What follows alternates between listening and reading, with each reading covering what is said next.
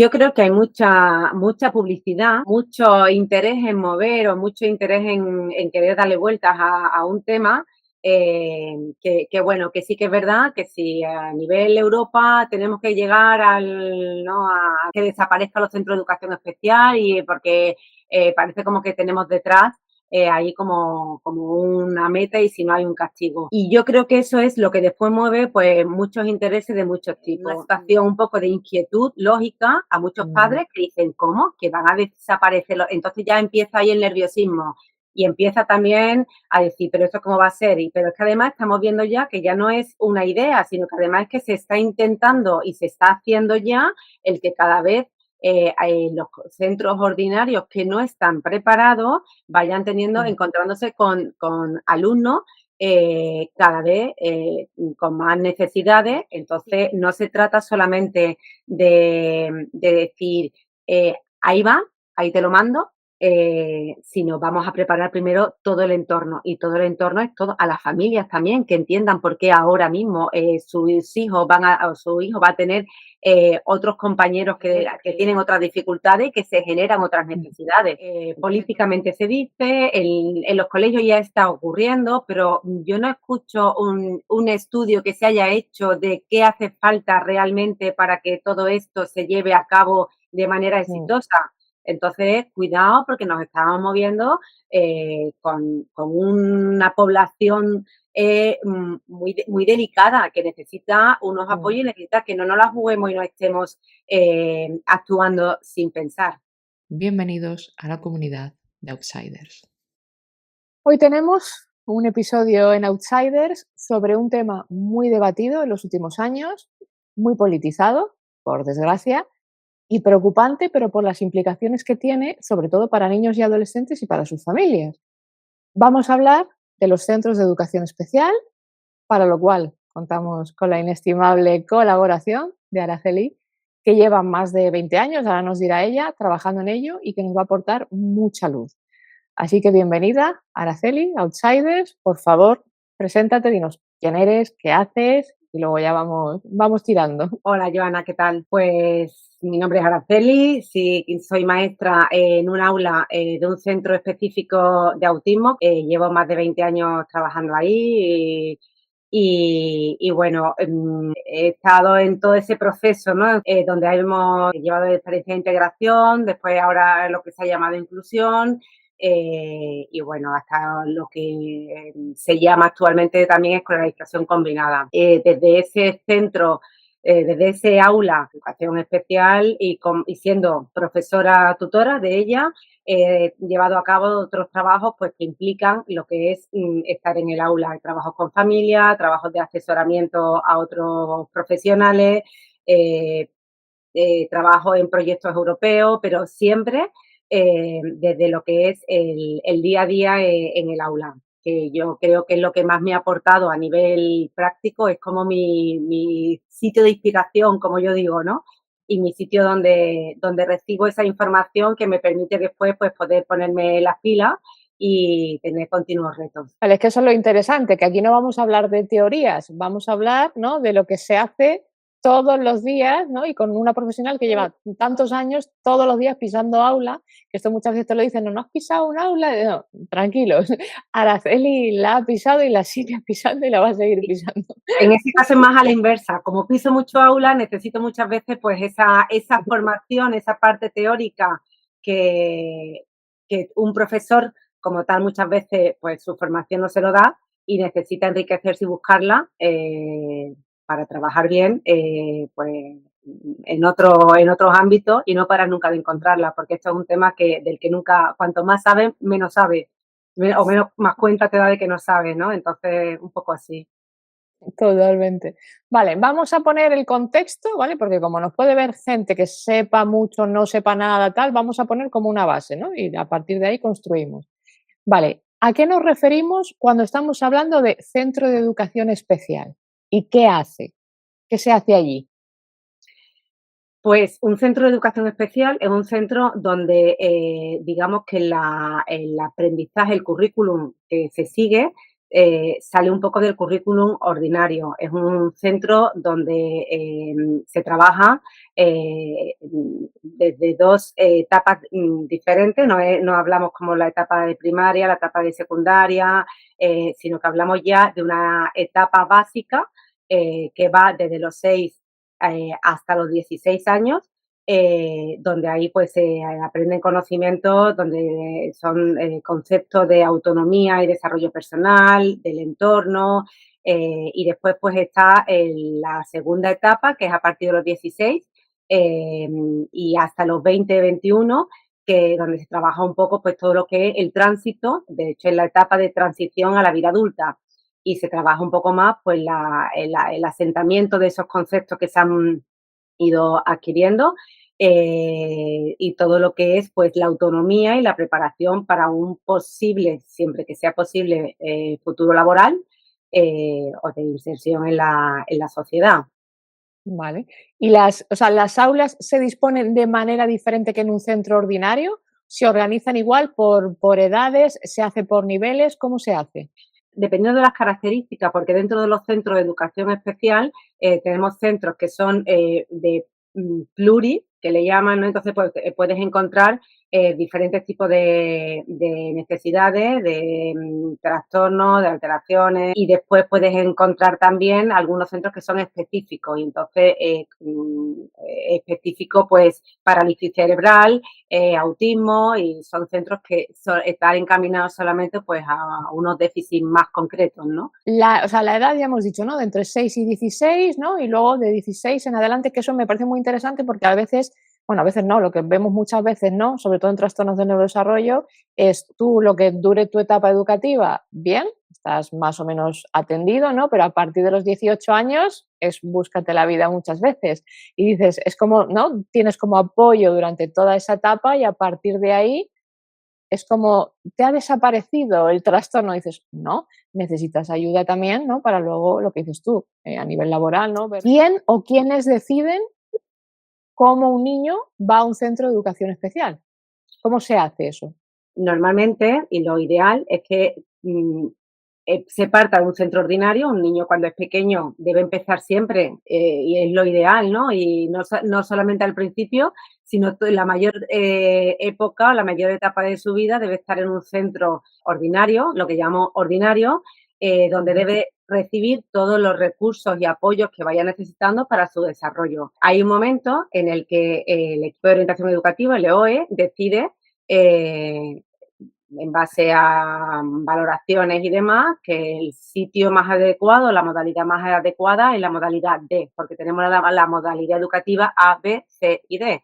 La A sería en un aula ordinaria todo el tiempo. En la B sería, estoy en el aula ordinaria, pero salgo en algunos momentos para recibir determinado apoyo puntual. El aula C sería una modalidad educativa en la que estoy más tiempo en un aula específica o de PT, de pedagogía terapéutica, y puntualmente lo hago a la inversa, ¿no? Si en la B paso más tiempo en la ordinaria y puntualmente me voy al aula donde recibo el apoyo, aquí en la C recibo apoyo en un aula más concreta y comparto después algunos momentos en un aula ordinaria. Y después está la modalidad D, que es todo el tiempo en un centro de educación especial. Y o sea, ¿eso siempre pasa por detección en el aula y va al EOE? ¿O a veces son los padres los que pueden decir, mira, creo que mi hijo tiene dificultades? O sea, ¿siempre se hace de la misma manera? ¿Hay variantes? Es a través del EOE el que hace un dictamen de escolarización. Normalmente es un acuerdo, el profesor en el aula detecta, se habla con la familia tiene que dar el ok, la familia tiene que dar el visto bueno en base a, pues, a los estudios que se han hecho, a las valoraciones, a las observaciones de aula, la recogida de datos, debe ser siempre así. Y entonces se hace un dictamen de escolarización y se recomienda pues el paso a un centro específico en este caso, o un cambio de modalidad. Debiera haber también la posibilidad de que esto sea siempre un alumno que no está en la modalidad A o en la B, que son las más en principio normalizantes o normalizadoras y enriquecedoras, debiera estar siempre en valoración, ¿no? Que a veces se hacen cambios y ahí me quedo, ¿no? Cuando a lo mejor después también podría hacerse a la inversa. Pero normalmente las evaluaciones siempre son para ir a otra como más restrictiva, ¿no? Vale, eso es interesante lo que decimos también siempre, ¿no? Hay que ver las cosas en evolución, ¿no? Claro, No porque es una cosa fija y tal y ya te quedas ahí para toda la vida, sino, claro. vale, vale, eso es muy importante también. Y, por ejemplo, para trabajar en un centro de educación especial, o sea, ¿necesitas una titulación específica? O sea, una persona que diga, yo quiero trabajar en estos centros, ¿qué tiene que hacer? Pues, lamentablemente, digo lamentablemente, porque creo que eso ya después repercute en el día a día en los centros, tú puedes acceder a un centro de educación especial, con la titulación de maestro, de PT, Ujú. pero también se hace unas oposiciones, puedes acceder desde una formación de educación primaria y demás, pues bueno, pues a lo mejor tienes menos valoración, menos puntuación, pero puedes acceder también. Y la formación básica es la formación pues de un profesor de pedagogía terapéutica, que en Ujú. principio tiene una formación un poco de todo, pero sin profundizar en nada, y un poco de todo es Ujú. un poco puntual. Yo creo que eso es una pata coja, muy coja, que es el comienzo, de lo que después muchas veces nos podemos encontrar en muchas situaciones, ¿no? Y en muchos centros donde hay una carencia formativa y bueno, he reconocido a nivel universitario, ¿no? Hablando con profesores de universidad, lo comentan, sí hace falta y a lo mejor es más tiempo de práctica en los años de formación, Mm. pero bueno, yo creo que no solamente es práctica porque tú puedes ver mucho, pero si no ves sabiendo lo que estás viendo y sabiendo observar, yo creo Claro. una necesidad importante es enseñar a los profesores, a los futuros profesores a observar y después de saber observar es qué hago con eso que estoy observando.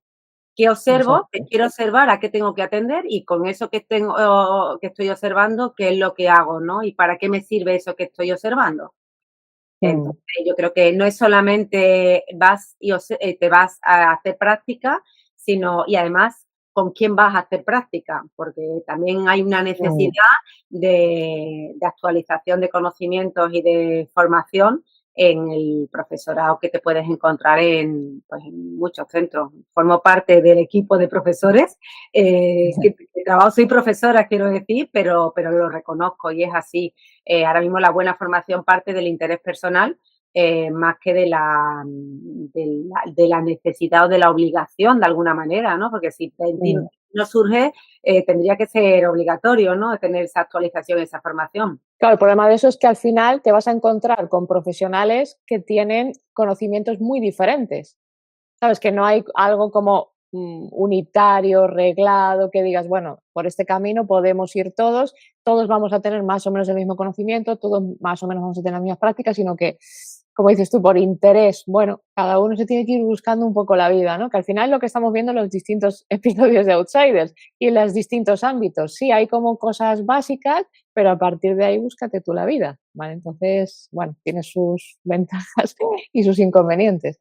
Y, o sea, ¿todos los profesionales que trabajan en un centro de educación especial salen de la facultad de educación? No, bueno, después dentro de los centros de educación especial están los especialistas, hay logopedas, dependiendo también de cada centro, pues hay logopedas, hay orientadores, hay fisioterapeutas también, psicólogos, la figura del orientador puede ser o bien pedagogo, psicopedagogo, pero también hay psicólogos, va a depender también de cada centro. Hay Mm. también auxiliares de aula, no siempre, pero solo los PETI, que lo que hacen es un poco pues atención y apoyo al aula. Hay una gran diversidad de ¿Y profesionales. terapeutas ocupacionales hay? Terapeutas ocupacionales en los centros educativos, hasta lo que yo conozco, no. El terapeuta ocupacional es más un papel que está más enfocado pues, a lo que es fuera del ámbito escolar. O sea, cuando ya estoy en casa, cuando estoy en otros ámbitos que no es el entorno educativo, no es la Ujú. escuela. Y, o sea, ¿por qué tanta polémica en los últimos años con los centros de educación especial? ¿Qué es lo que pasa?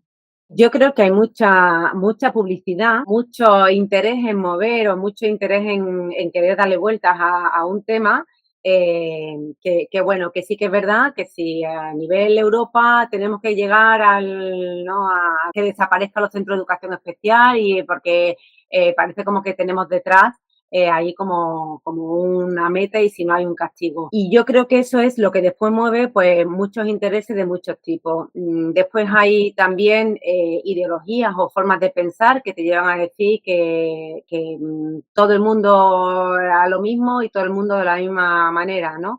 Y yo creo que ahí falta un poco el conocer y el saber que lo primero no es ni a nivel político, ni a nivel social, ni a nivel nada, sino que es la persona que al final tiene que ir a ese centro, a un centro o a otro que necesita la persona. Y en este caso el niño, ¿no? Y el niño, ¿dónde se va a enriquecer más? Partiendo de la realidad que hay, porque hay una realidad que es que los centros ordinarios tienen los recursos que tienen y que los centros de educación especial tienen los recursos que tienen.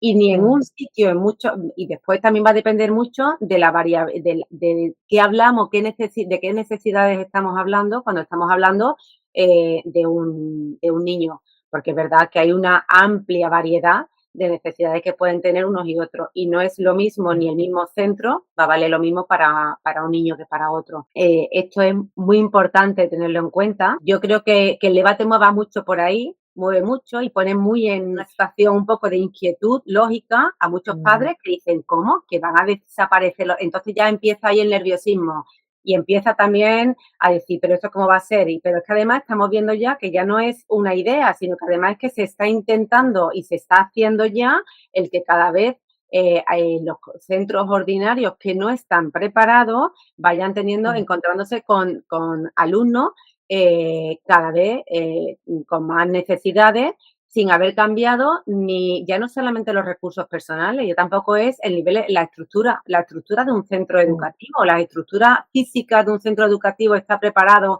para tener alumnos de muy distintas necesidades. O es que a lo mejor dentro de un aula, las aulas tendrían que ser más flexibles, las aulas tendrían que ser más amplias y poder dividirse en dos o no separarse, tener rincones, pero no un rincón que pongo ahí un cojín y pongo ahí una estantería con 4 juguetes sensoriales para que te relajes, sino que sea un rincón de tranquilidad de verdad o un espacio físico real donde eso pudiera estar. Una formación y una preparación al profesorado no solamente en conocimiento, sino en entender diferentes formas de poder llevar un aula. Y hablamos ahí también de didáctica y hablamos de metodología. Hablamos también de una preparación al alumnado, al igual que va a estar con esos niños. Entonces, no se trata solamente de decir, ahí va, ahí te lo mando, sino vamos a preparar primero todo el entorno y todo el entorno es todo a las familias también que entiendan por qué ahora mismo sus hijos su hijo va a tener otros compañeros que tienen otras dificultades y que se generan otras necesidades. Entonces todo eso tiene que ir bien acompasado para que todo funcione.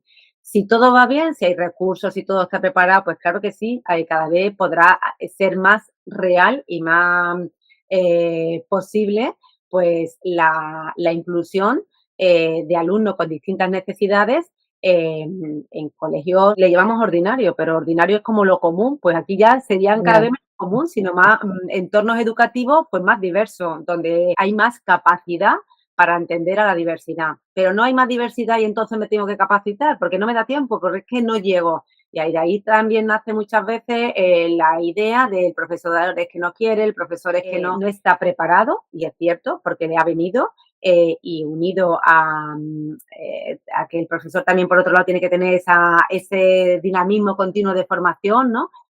Pero no quiera, sino que no estoy preparado, ni yo, ni el entorno, ni el equipo educativo ya general, ¿no? Que también habría que cambiar muchas dinámicas. O sea, yo creo que lo que tú dices es muy importante en el sentido que no es ya decir, venga, cojo a estos niños, los meto aquí. No, o sea, si realmente te lo quieres plantear así, hay que cambiar muchas cosas. A nivel de estructura, a nivel de ratios, a nivel de profesionales especializados, hay que cambiar muchas cosas. Yo no veo que esos cambios se vayan a producir. O por lo menos llevamos muchos años diciendo hay que bajar las ratios, hay que tal, hay que cual, pero los colegios siguen estando igual que estaban hace 40 años, por lo menos la mayoría. Entonces, qué cambios reales está habiendo en ese sentido. Claro, yo ahí lo que veo es que políticamente se dice, en los colegios ya está ocurriendo, pero yo no escucho un estudio que se haya hecho de qué hace falta realmente para que todo esto se lleve a cabo de manera Mm, exitosa. Entonces, cuidado porque nos estamos moviendo con una población muy delicada que necesita unos mm, apoyos y necesita que no nos la juguemos y no estemos actuando sin pensar. Entonces, yo creo ujú, que ahí, y de ahí viene pues el nerviosismo de los padres que después tú lees en la LOE, lo que viene ahora mismo es que los centros de educación especial se convertirán en centros de recursos, que es la idea que tienen y demás, de alguna forma apoyarán a los centros ordinarios y que acogerán a esos alumnos que por X situaciones, por situaciones características personales, no puedan adaptarse a los centros educativos ordinarios. Pues ahí cabe todo niño que no le beneficie un centro ordinario y le exacto. beneficie más un centro de educación especial. Entonces, yo creo que el discurso tendría que cambiar y el punto de mira hacia donde tendríamos que Mm, verlo tendría que cambiar mucho. Pero ¿cuál es el interés real? ¿Es el niño y lo que necesita? ¿O es cumplir una normativa que alguien decide o que se decide en un momento determinado que esto tiene que pasar? ¿Y por qué hay que quitarlo? ¿Qué queremos? ¿Calidad en la ya, educación o vender qué idea, ¿no? Cuando hay otro punto importante también, que socialmente la sociedad está preparada para entender, porque si hablamos de inclusión en los colegios todos los alumnos, que haya esa variabilidad, la sociedad está preparada después para también convivir y estar con todos, con mm. alumnos con muchísimas necesidades, con chicos con muchísimas necesidades. Entonces yo creo que eso también es un punto a cuestionar, ¿no? Es que ese punto que dices tú es muy importante, que no es ya solo preparar los centros con profesionales, etcétera, sino, pero el resto, tanto de profesores como de alumnos, como el quien esté en un colegio, ¿están preparados para ese cambio también? Es que eso es muy importante y más a día de hoy con la multiculturalidad que tenemos en las aulas, con los profesores muchas veces quejándose, ¿no? Y diciendo: "Es que no puede ser que yo solo en mi aula tengo a 6 niños con grandes dificultades y a uno con TEA, al otro con tal, y estoy yo y no sé qué hacer". Entonces, claro, es que eso lo que dices es muy importante. Y otra cosa muy importante que has dicho es, pero ¿sabemos de qué manera se va a implementar? ¿No? Porque es, inclusión, cerramos los centros, no sé qué, o los reconvertimos y en los, pero ¿cómo se va a hacer? ¿Cómo se va a llevar a cabo? ¿No? ¿Con qué garantías se va a hacer? Porque es lo que tú dices, al final estamos con una población muy delicada, ¿no? Y más vulnerable en algunos aspectos y tenemos que tener muy claro cómo se va a hacer para que se haga bien, ¿no? Y muchas veces somos de, vamos a hacer esto sin ni idea de cómo se va a hacer de manera que salga bien, ¿no? Entonces, Sí, y cuidado. los recursos muchas veces parece que se ponen porque hay una queja. Entonces, hay queja, Mm, hay recurso. Hay fracaso, hay recurso. Pero nunca es el recurso para que no tenga que llegar la queja, el recurso para que no tenga que totalmente. llegar el fracaso, el recurso para que no tenga que. Entonces, yo creo que la educación, pero es que hablamos de la educación especial, pero es la educación en general. ¿Cuánto importa? Mm, ¿Cuánto importa y a qué nivel importa? Entonces, exacto. cuando eso se trate de otra manera, porque bueno, también es verdad que hablamos de educación especial y pensamos siempre en la educación, o sea, en esos chicos o esos niños y niñas que necesitan más apoyos y recursos porque parece que tienen como una carencia de algunas funciones que no va bien y que ahí hay que trabajar un poco más para que vaya bien, pero también la educación, una educación especial, ¿a qué llamamos educación especial? Sería primer término, ¿no? Educación Mm, especial porque es distinta, o especial porque no es la común.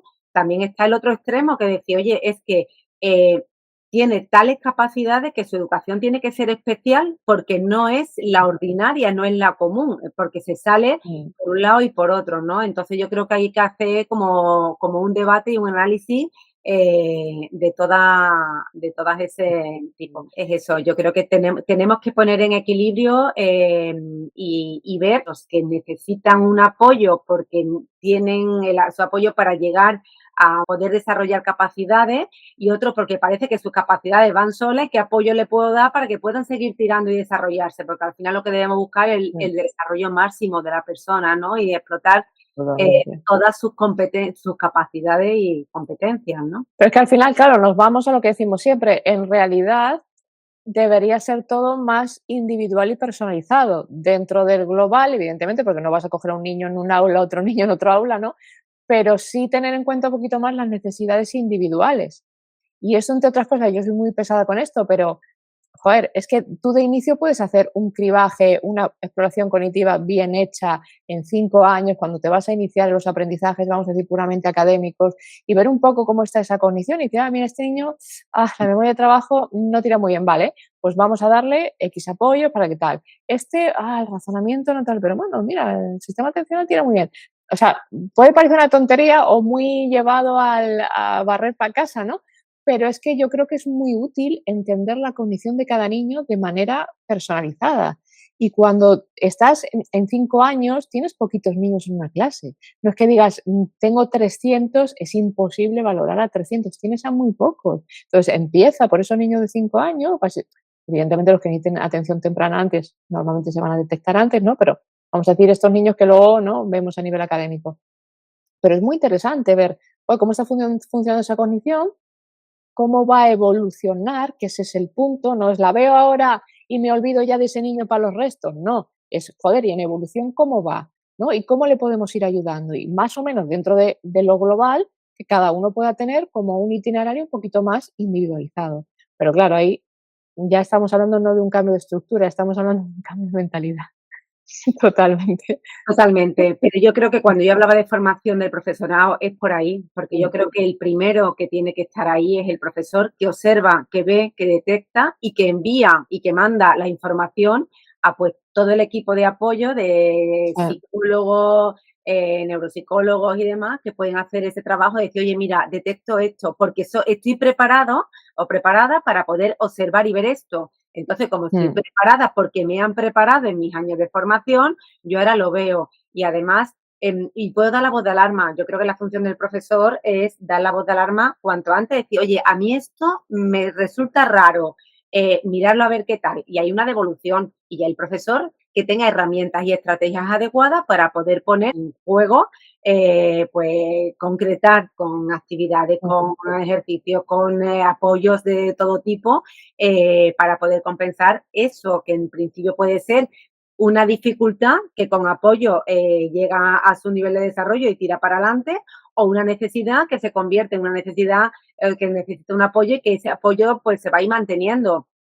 Pero cuanto antes lo detectes, antes estás facilitando el andamiaje de otros conocimientos. Pero por eso yo creo que la formación del profesor es fundamental. Si tú tienes un buen conocimiento de lo que es la cognición, de los procesos cognitivos y de cómo es el desarrollo, tú vas a poder detectar dónde hay una necesidad. Y si tú sabes por qué está esa necesidad, por qué tengo dificultades en la memoria de trabajo, ¿qué actividades puedo hacer yo para que la memoria de trabajo trabaje de la mejor manera? Pues con actividades donde yo los apoyo los tengo que poner de esta manera o de esta otra. Pero si yo no tengo ese conocimiento y yo no sé ni detectar que a lo mejor es ahí la memoria de trabajo o qué hacer cuando la memoria de trabajo falla, se está perdiendo todo ese andamiaje. Es que yo se lo comento mucho a los profesores cuando hacen el programa de formación en Sci Academy, se lo digo muchas veces, digo, o sea, los profesores sois muy conductistas, digo yo, ¿no? En el sentido que aprendéis en metodología tal, ¿no? O tal, vamos a implementar, ¿cómo se hace esto? Implementáis, pero claro, dices, ya, pero ¿eso de dónde sale?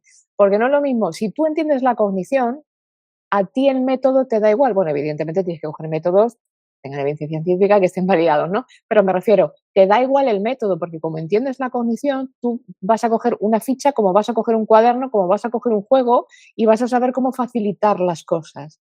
Pero si no, estás muy restringido porque tienes que aplicar la metodología X de Y manera y de ahí no te puedes salir, porque no estás entendiendo por qué funciona.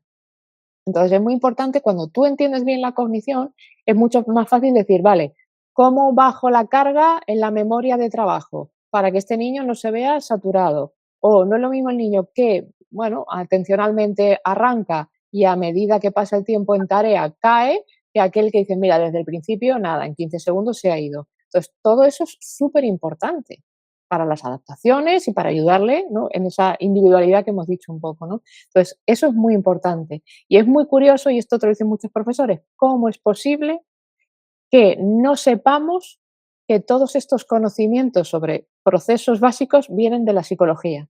¿Y cómo es posible que nadie nos hable de la psicología cognitiva y cómo es posible que nadie nos hable de la neuropsicología? Y es tal cual, tal cual. O sea, ¿quién estudia la atención, la memoria, el razonamiento, el funcionamiento ejecutivo? La psicología. ¿Por qué no se estudia esto en las facultades de educación? Algo se toca, ¿no? Y depende, pero muy, muy, muy por encima, en comparación a lo que evidentemente tocamos en psicología. ¿Por qué pasa esto? ¿No? Es la pregunta que todos nos hacemos.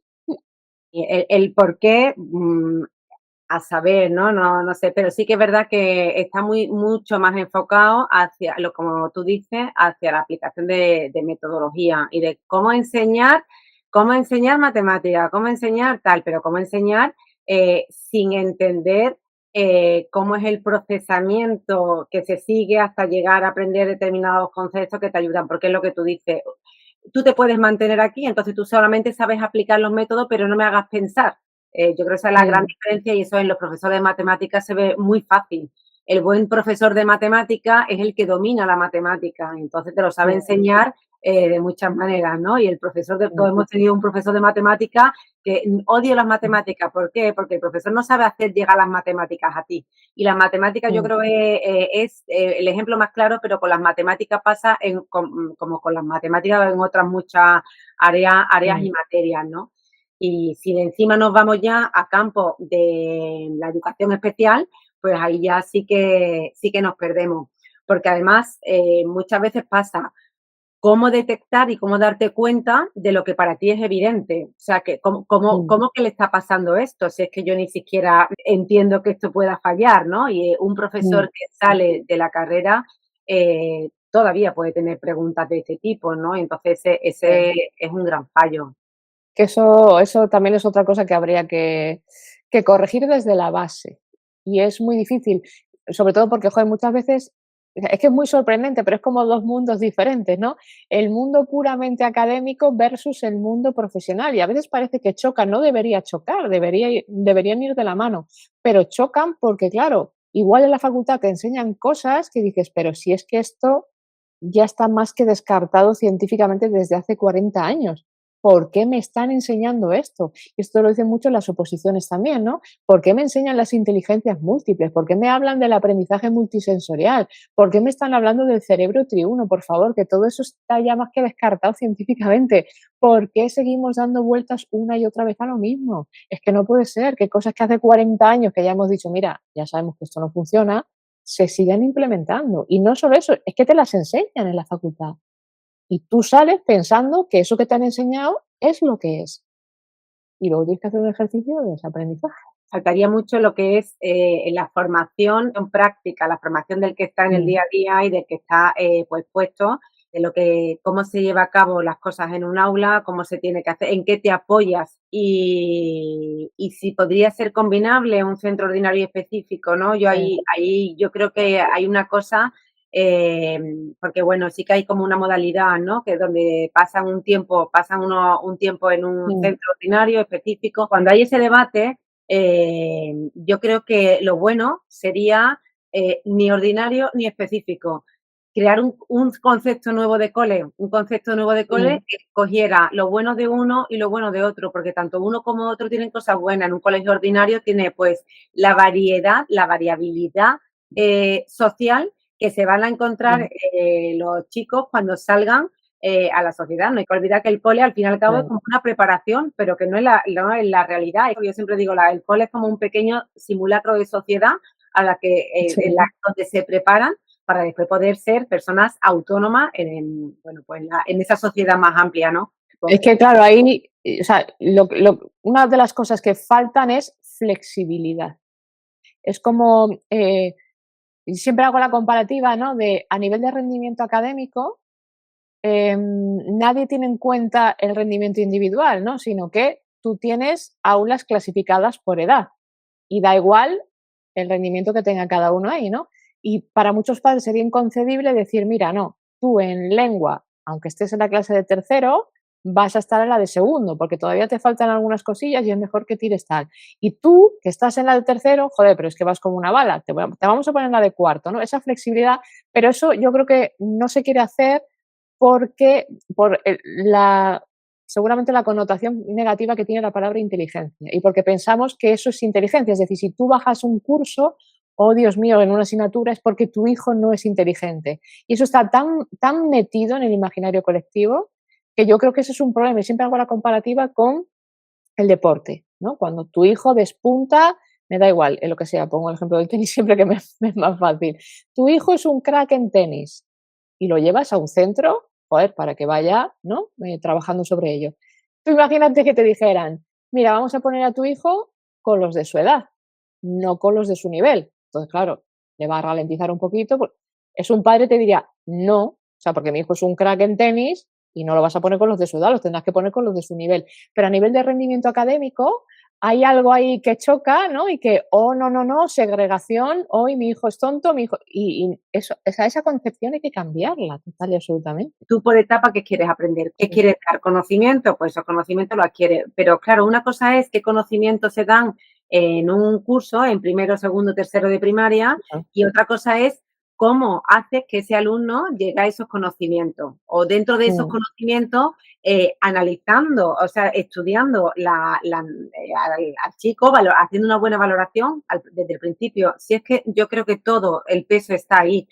Valora al chico, mira lo que necesita, mira en qué punto está, cuáles son sus puntos fuertes, cuáles son sus puntos más débiles y en función de eso, enséñale los contenidos que quiera, pero atendiendo a esas necesidades que él tiene. Entonces, pues ahí pues le darás o más apoyo visual o más refuerzo verbal o le darás más pauta, la información de forma más guiada o tendrá que reforzar de otra manera, pero es por cómo esa persona, ese chico va a aprender, qué pone en juego cuando está aprendiendo. Cuando tú eso tienes claro, ahora tengo que meter estos conocimientos y los conocimientos deberían ser pues de primero, segundo o tercero y a lo mejor el avance ahí va de otra manera y ahí no tampoco se estancaría tanto.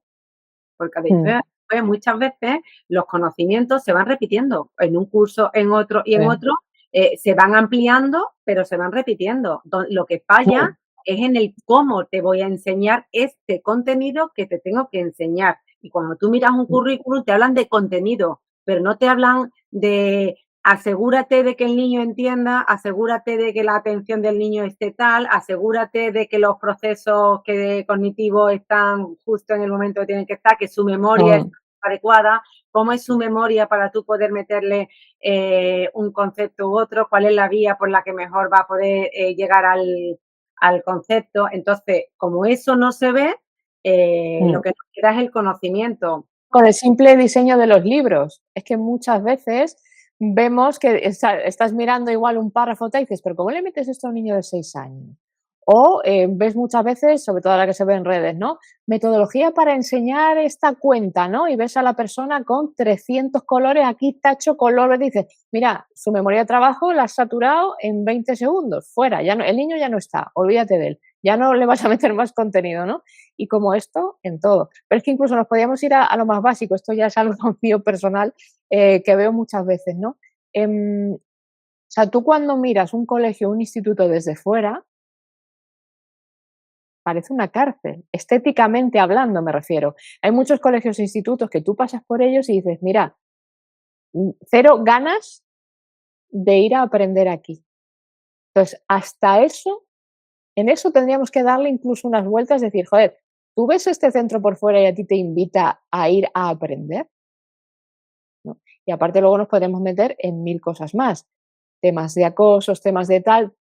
Un niño no tiene por qué ir a un centro a pasarlo mal, de ninguna de las maneras.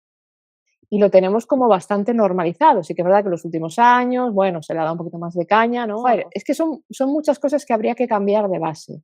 Y creo que esto es algo que implica a toda la sociedad. Y como implica a toda la sociedad, es algo por lo que todos deberíamos estar preocupados y por los que todos deberíamos, bueno, pues poner como la energía en a ver cómo mejoramos esto. Que el debate, cuando hablamos de centro de educación especial, centro de ordinaria, que quiere, que cierran y qué tal, yo creo que el cambio tiene que ser el cambio del concepto de educación en general. Y entonces el concepto de colegio cambiaría. Y entonces los recursos que se ponen en juego cambiarían. Pero queremos empezar la casa por el tejado y eso no puede. Queremos meter a todos los niños en un mismo espacio y pensamos que así todo está normalizado y todo va bien. No, lo que está es creando una bomba que aquello va a explotar. Porque hay otra cosa, yo también lo digo, cuando un centro, o sea, aquí la educación es de todo y para todo, todos tenemos que sentirnos bien y estar con el entorno que necesitamos para poder llegar al aprendizaje. Entonces, yo muchas veces pongo el mismo ejemplo, vamos a dar en un aula donde hay pues gran variabilidad de necesidades. Si tenemos un chico que lo que necesita es continuas interrupciones para poder reconducirle a una tarea y después tenemos un chico que si se despista muchísimo, que si tú haces continuas interrupciones se despista y se va desde lo que tiene que estar a lo que tiene que estar atendiendo, ¿cómo combinas una cosa u otra? Entonces tú tienes como que tener todas las variables controladas y adaptadas y saber cuándo darle a cada uno lo que tienes que darle. Pero además, tanto merece atención un alumno como merece la atención el otro. Entonces, aquí muchas veces, en pro de decir, vamos a abogar por la inclusión y que todos estemos incluidos y tal, habrá otros chicos que tampoco se beneficien y tanto la educación es para todos y el entorno favorable para el aprendizaje tiene que ser para todos. Entonces, yo creo que ni es justo que para que una persona entre en un entorno que se le hace demasiado complejo y que le llega a saturar y a crear un estrés en el que no puede aprender porque hay demasiados estímulos, porque hay demasiado ruido, porque no se está dando, como otro alumno que tenga que estar haciendo continuamente pausas en su proceso de aprendizaje porque tiene que esperar que otro alumno haga tal cosa, porque ahora hay una interrupción, porque el otro alumno no es capaz de regularse, porque ahora, entonces, el equilibrio de todo eso es muy complicado. ¿Cómo se soluciona? Sentándose a pensar cómo se puede solucionar. Y yo no sé cuándo se han sentado a pensar cómo se puede solucionar. Entonces, mientras el interés real no sea en los alumnos, yo creo que todo lo demás que se haga no está yendo a la base. Vamos a hablar también de algo que, sobre todo en los últimos años, ¿no? Está dando muchísimas vueltas en las redes sociales, que es el tema del autismo, ¿no? El autismo edulcorado, que digo yo muchas veces, por cómo se presenta en redes y todo en fin, el mare magnum de ideas y de ideas normalmente equivocadas y desinformadas, por lo menos por los datos que tenemos a día de hoy en la mano. Entonces vamos a ir centrando un poquito, ¿no? Por ahí también. Con tu experiencia profesional, ¿vale? Cuéntanos un poco qué es el autismo real, el autismo que veis los profesionales todos los días en un aula. Bueno, sobre esto la verdad es que hay mucho tema, porque sí que es verdad que hablamos de autismo y hablamos de mucha variabilidad y mucha manifestación. Yo trabajo en un centro específico de autismo y es verdad que las personas que llegan al aula son chicos con muchas necesidades. El autismo también incluye unas dificultades severas para la comunicación. Y cuando hablamos de comunicación es comunicar lo que quiero, lo que necesito, pero no de deseos. Es que quiero agua y no soy capaz de llegar a comunicarlo. Es que, es que ni siquiera identifico a lo mejor que tengo sed, o es que tengo un dolor grande y algo me pasa y siento el malestar, porque claro que te sientes, ¿no? Pero no sé identificar, por lo tanto, no sé decir qué es lo que me está pasando. Entonces, estamos hablando de un autismo que es tal cual y que es verdad que, como tú bien dices, en las redes sociales yo muchas veces pienso que el autismo que aparece es otro autismo, o el autismo dulcificado, ¿no? Claro que sí, que hay personas con autismo, que toda persona tiene un aspecto de su vida que enriquece, pues claro que sí, pero que qué bonito es tener autismo, Ya. pues claro que no. Joder. Considero que no. Verás, considero que no. Considero que toda persona tiene que sentirse bien eh, siendo como es, teniendo la autonomía que tiene y pudiendo desarrollar sus competencias. Si se siente bien así, fantástico. Pero si no se está sintiendo bien, eso no es bonito. Y yo creo que ese sería el punto. Entonces, ¿qué nos dirían esas personas sobre esa carencia que tienen ellos como consecuencia de un autismo? Le dijéramos, si no tuvieras autismo, a ti esto no te pasaría. Diría, no, no, no, no, es que yo quiero tener autismo, que tener autismo está muy Ya, bien.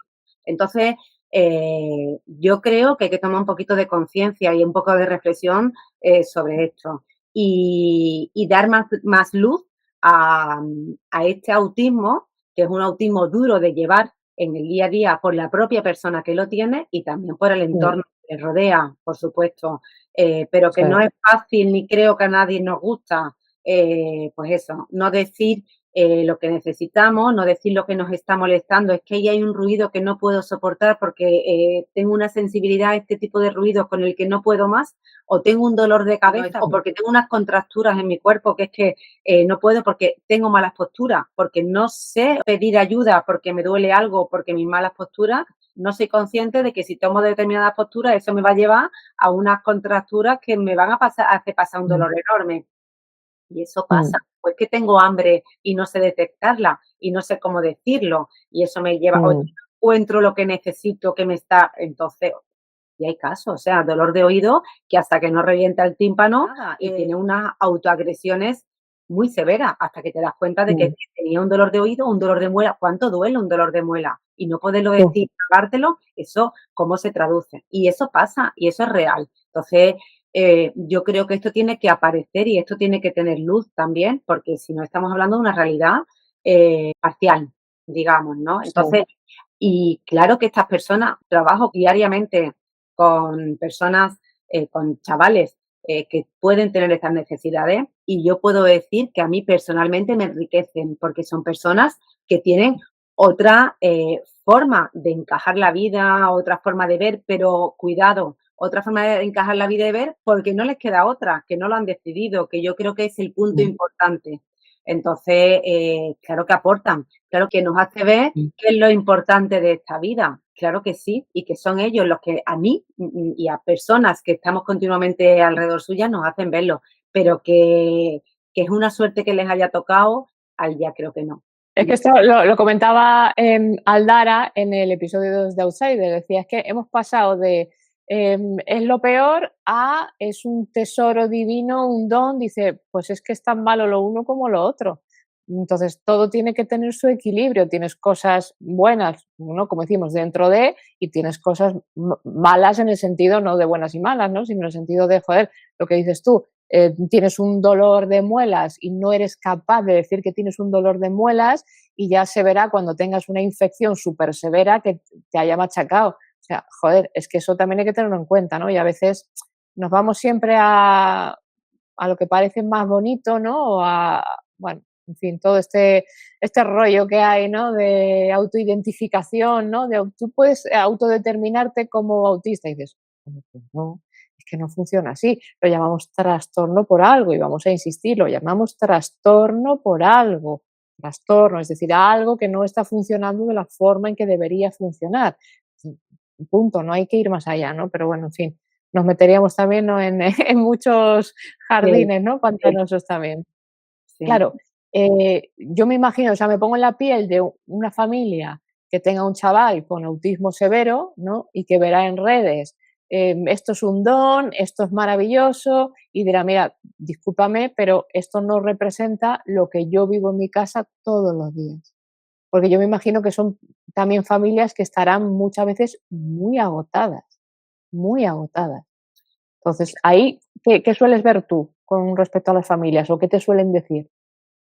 Pues sí, son familias muy agotadas y volvemos a lo mismo también, porque viven en una sociedad en la que eso no se entiende y les ha tocado a ellos y ellos se los comen. Yo creo que es un poco la realidad también en la que se vive. Si todo fuera como más compartido, quizás a esa dependencia, porque cuando hay una dependencia muy alta de una persona, hay alguien que carga con esa dependencia, ¿no? Que tiene como que Mm, llevar el peso de esa dependencia y eso al final es un desgaste.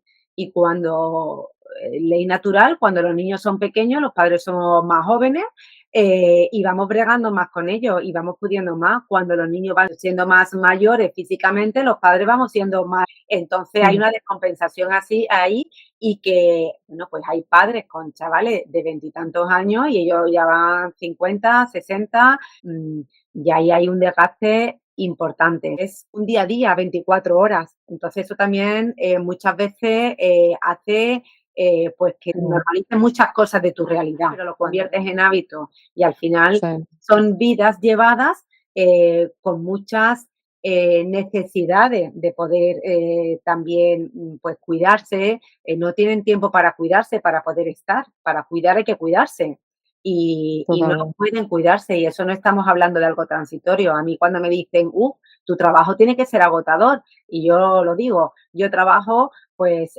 5 horas diarias en atención directa y sé cuándo empiezo y cuándo me voy y sé que después puedo descansar y que después tengo otras cosas para recuperarme. Y además lo he elegido, o sea, porque Mm, además lo elegí, no me vino porque no caí sin saberlo, ¿no? Yo quería sí, estar donde estoy trabajando.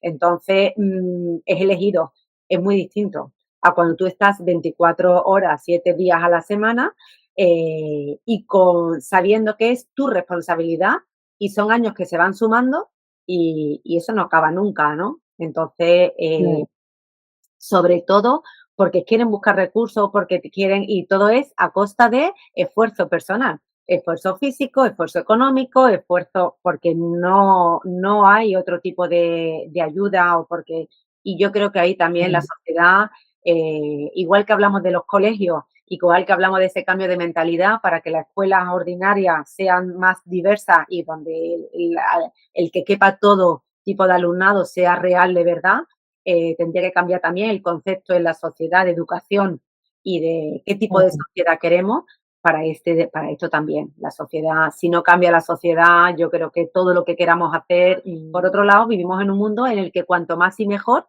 más rápido, más y mejor, esto entonces va bien. Y ya, cuando hablamos de autismo, esto no va de esto. Entonces, de autismo y ya, de bueno, otras necesidades. No va de esto y sí también es riqueza el que no vaya de esto. Y ahí es donde sí que es verdad que se pone en valor muchas de las cosas que cuando tú convives con personas que su vida va de otra manera, que su vida no va en el más mejor y más rápido, te enseñan otros valores. Claro que sí, claro que ahí tiene valor y es una mm, riqueza convivir con personas pues que tienen esta, bueno, en este caso, pues autismo. Pero no porque el autismo sea divertido tenerlo o muy guay tenerlo, sino porque aporta otras cosas a la sociedad y que nos tendría que ayudar a reflexionar sobre dónde vamos y para qué corremos tanto y por qué queremos más ya, y mejor. ya, ya. Ese es otro punto interesante. O sea, como sociedad, ¿qué podríamos hacer los ciudadanos de a pie, vamos a decir, para facilitar un poco las cosas, ¿no? Estos chavales, a sus familias, o sea, ¿qué podemos hacer en el día a día? Bueno, yo creo que aquí lo primero tolerancia, tolerancia y aquí sí que habría que entender la diversidad. Y yo siempre pongo el mismo ejemplo, ¿no? Y es un ejemplo como muy concreto que yo creo que todo nos puede pasar. Cuando vamos conduciendo y cuando el de delante tú tienes prisa y el de delante va súper despacio, ¿qué pasará? ¿Pero qué tal? ¿Qué tal? Y cuando a lo mejor mira y ves que es una persona mayor, porque a lo mejor los reflejos ya no están igual y demás, eh, tú dices, oye, pues a lo mejor tendría que haber tenido un poco más en consideración, pero eso es priorizar Mm, a esta persona antes que mi interés, mi prisa o mis ganas por hacer algo. O igual que cuando tú vas conduciendo y estás que no das pie con bola porque tu cabeza está en otro sitio o porque tienes un problema y tú sabes que estás conduciendo mal. Y tú dices, los demás estarán diciendo, ¿cuántas veces no nos cruzaremos entre coches con personas que sus vidas son muy complicadas y que lo único que decimos es hay que ver cómo va, hay que ver, si nos paráramos a pensar por qué ir así, en vez de hay que ver cómo va, es decir, por qué ir así, qué le pasará, pues igual que cuando te encuentras con otras personas en el autobús, en la calle, porque va dando gritos, porque hace esto que a mí me cuesta trabajo entenderlo. Me estoy poniendo en casos de personas con un autismo severo, ¿no? Y que están y que aún así, también yo veo la otra parte que también hay que entenderla, que decir, vale, pero a la persona con autismo hay que darle todas las herramientas necesarias para que pueda incluirse en la sociedad en la que va a vivir con los mayores recursos posibles para que logre la máxima autonomía. Y con esto digo, la convivencia es igual que en la escuela. La convivencia tiene que ser siempre mutua. Yo pongo lo más que puedo para facilitar la convivencia y la otra persona tiene que poner lo más que puede para facilitar la convivencia. También ahí entramos en una línea muy delgada entre, no, es que tiene autismo. Entonces, como tiene autismo, todo está permitido. No. Sí.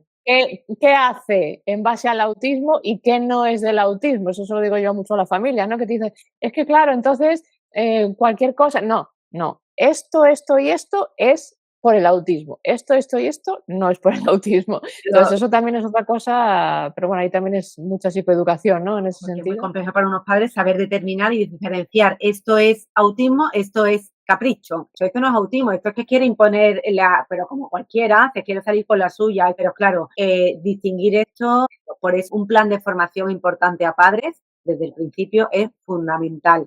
Ningún padre es padre sabiendo educar a su hijo. Muchos pues vamos tirando y si nuestro hijo va respondiendo de una forma natural, pues todo fluye, ¿no? Que podría haber ido mejor, claro que sí, pero todo va como dentro de esa normalidad aceptada, entonces todo va hacia adelante. Cuando hay dificultad de verdad, ¿qué hacen esos padres? Que no hemos aprendido, no viene el manual, ¿no? Sí. Aquí está su hijo y aquí está el manual de cómo educarle, ¿no? Yo tengo visto casos, ¿no? De que igual, normalmente la madre, que es la que suele venir, ¿no? Que igual la madre, bien, está implicada, quiere saber cómo ayudar, tal. E igual el padre, pues eso no es nada, eso no existe, eso no lo hace por tal. Y hay, joder, como muchas creencias y muchos mitos, ¿no? Que tenemos en la cabeza y dices, joder, primero hay que desmontar todo eso para luego poder construir, ¿no? Entonces, esa es otra cosa. Falta educación en ese sentido también a las familias. Nos falta a todos en general, ¿no? En distintos aspectos, pero bueno, también falta por ahí. ¿Hacia dónde te gustaría que se dirigiese la educación especial en los próximos años? A mí me gustaría que la educación especial se dirigiese a un cambio de concepto, a ser más normalizada, más incluida en el entorno educativo. Y esto es un poco, pues, volver a lo que estábamos hablando al principio, ¿no? A poder estar lo más integrada posible en contexto educativo, que no haya a mí me encantaría que no hubiera esa segregación con la educación especial, la educación ordinaria. Y yo creo que la vía para conseguirlo sería partir de lo que el alumno necesita. Cada alumno va a necesitar unos recursos, una forma de enfocar su aprendizaje.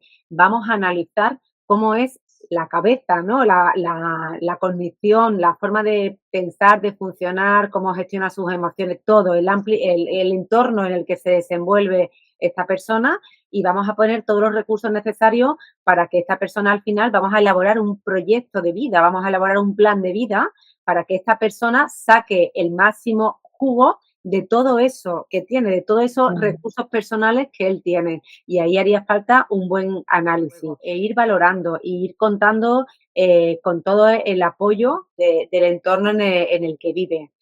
Quizás si esto se hiciera así a todos los niveles, no hablaríamos tanto de educación especial o no, sino de proyectos personales de aprendizaje y enseñanza, ¿no? Y cada alumno tenga la necesidad que tenga, va a poder desarrollarse como persona. Yo muchas veces comento que, bueno, y esto es una visión mía como profesora, que considero que todo el mundo aprendemos igual, nadie tiene procesos diferentes, nuestros procesos son los que son y todos tenemos pues una percepción, tenemos una memoria donde retengo mi información, mi memoria de trabajo y todo eso, para todos funciona igual. No tenemos un cerebro uno y otros otro, lo que pasa dentro de ese cerebro y es el saber compensar y saber poner lo que cada uno necesita para crear ese andamiaje de aprendizaje.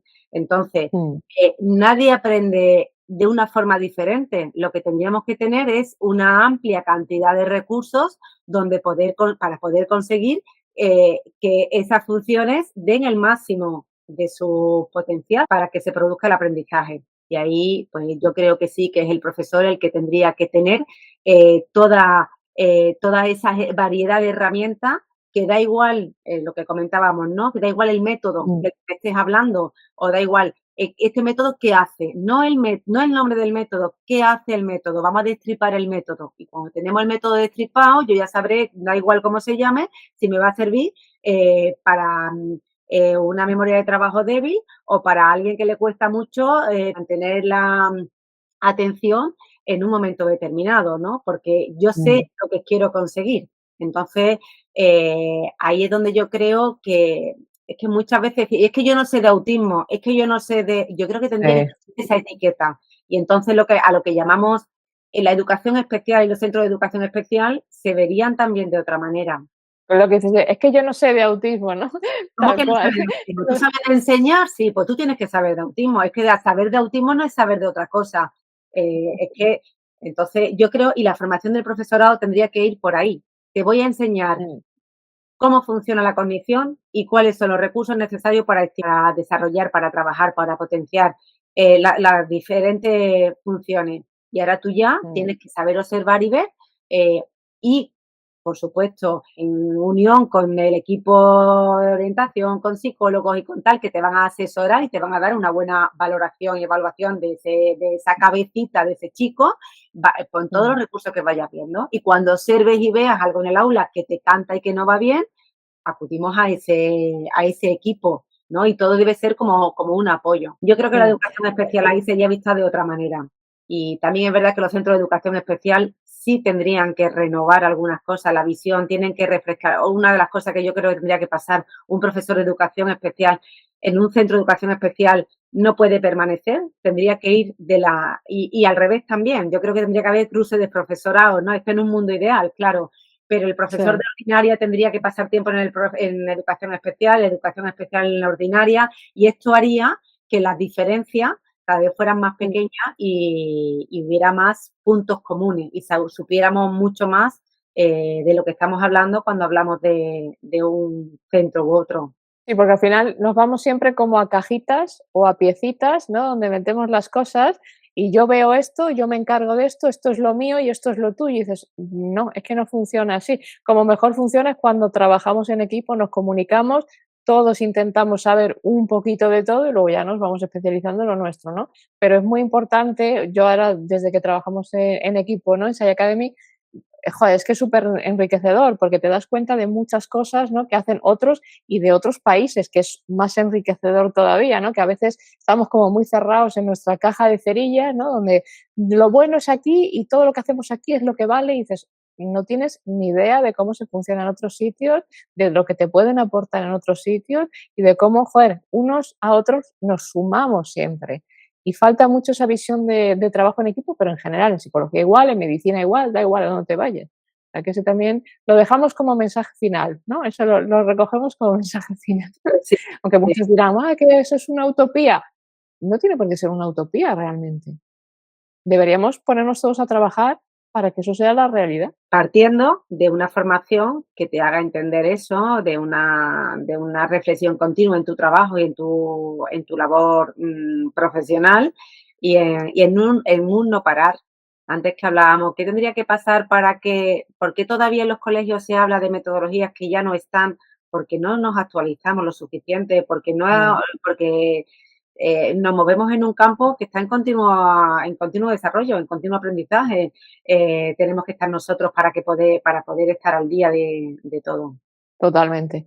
Pues nada, vamos a dejar aquí a Araceli, pues si no te voy a enrollar durante mucho tiempo, aunque podríamos hablar de 800.000 cosas. Muchísimas gracias, Araceli, por tu aportación. Espero que vengas en otra ocasión y que hablemos más profundamente y que nos dé tiempo a abarcar más cosas. También invito a la gente, si tiene preguntas concretas, que nos lo deje también en los comentarios del vídeo, porque es que de esto podríamos hablar de tantas cosas y habrá tantas familias que quizás están viendo esto y que quieran hacer preguntas. Entonces, libertad total, ¿vale? Escribid lo que queráis, preguntadnos lo que queráis, porque eso nos da ideas para vídeos posteriores, ¿vale? Así que muchas gracias, Araceli, por venir a Outsiders y formar parte de esta comunidad. Gracias a vosotros.